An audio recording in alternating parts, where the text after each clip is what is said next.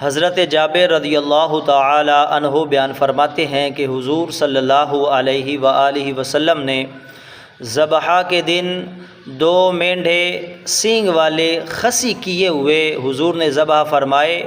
جب ان کا منہ قبلہ کو کیا یہ پڑھا، انی وجہت وجہی للذی فاطر السماوات والارض حنیفا وما انا من المشرکین، ان صلاتی ونسکی ومحیای ومماتی للہ رب العالمین لا شریک لہ وبذلک امرت وانا اول المسلمین، اللہم لک ومنک بسم اللہ اللہ اکبر۔ اس کو پڑھ کر ذبح فرمایا۔